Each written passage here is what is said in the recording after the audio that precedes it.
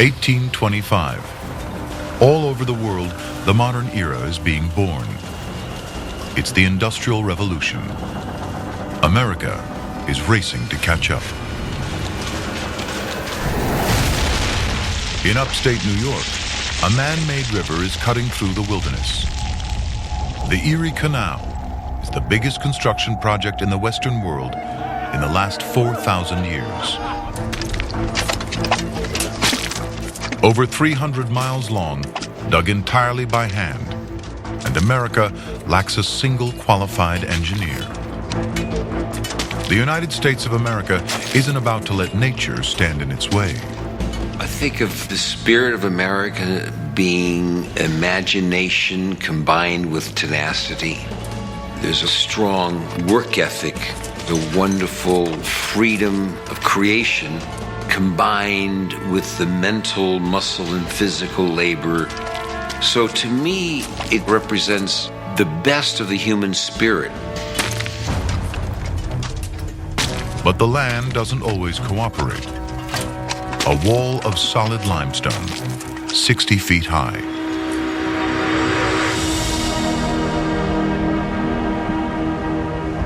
Just 30 miles from the finish line, Lake Erie. The canal will change everything, linking the Atlantic Ocean to the whole middle of America. It changes where people live and why, and turns the North into a global economic powerhouse. The man behind the canal is New York's gung-ho governor, DeWitt Clinton. Born to wealth, he won't take no for an answer. He wants to be president. Instead, he runs New York for 20 years. America was blessed with many inspirational leaders, and I think DeWitt Clinton had a real sense of how important New York could be for America.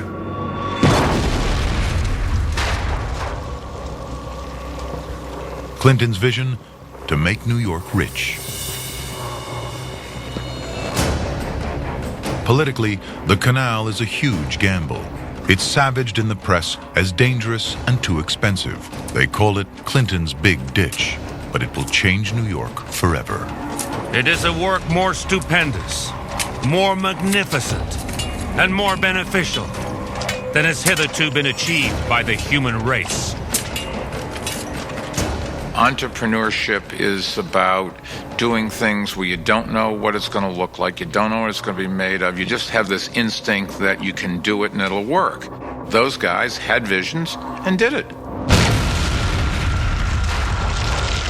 50,000 men, 11 million cubic yards of rock, enough to fill the Rose Bowl 26,000 times.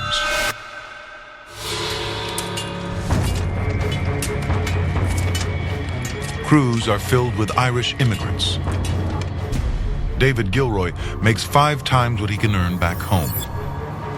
But it's hazardous work.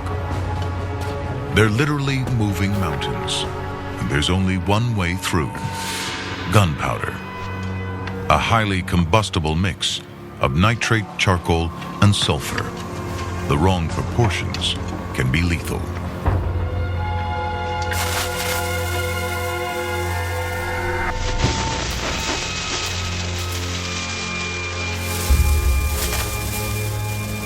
There's only one job that's more dangerous than lighting the fuse: going back to relight it.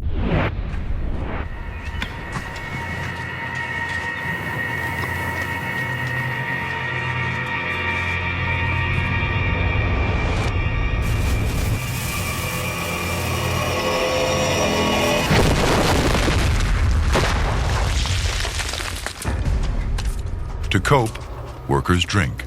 Whiskey calms the nerves and clouds the brain. An English tourist can't believe they're mixing alcohol and explosives.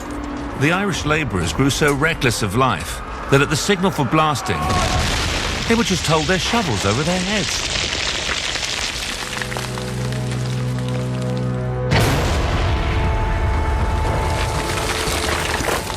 I think when you're brought up in America, you're brought up on the history of hard work. There's so many immigrants that have died to build this country. That's in our bloodstream, that's in our DNA as Americans. We don't want their lives to go in vain. Because of that, we usually work harder than anybody else. 8 years of digging, nearly 1,000 lives lost, $7 million, more than $100 million today. The Erie Canal opens in 1825, a miracle of engineering, connecting East and Midwest. It's an instant economic superhighway. $15 million of goods a year flow along the canal. Villages along the canal boom into dynamic cities: Buffalo, Syracuse, and Rochester. Goods crash in price, up to 95%. A frontier that had to be self-sufficient can now buy anything they want. Prosperity is on the move. New York City becomes a boom town.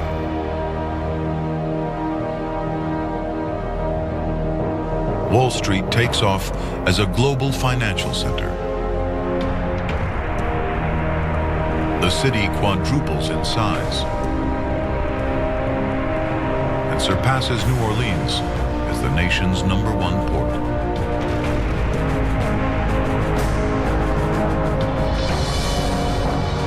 There's so much money around. The word millionaire is invented in 1840. The Erie Canal still shapes New York today. 80% of the upstate population still lives within 25 miles of it.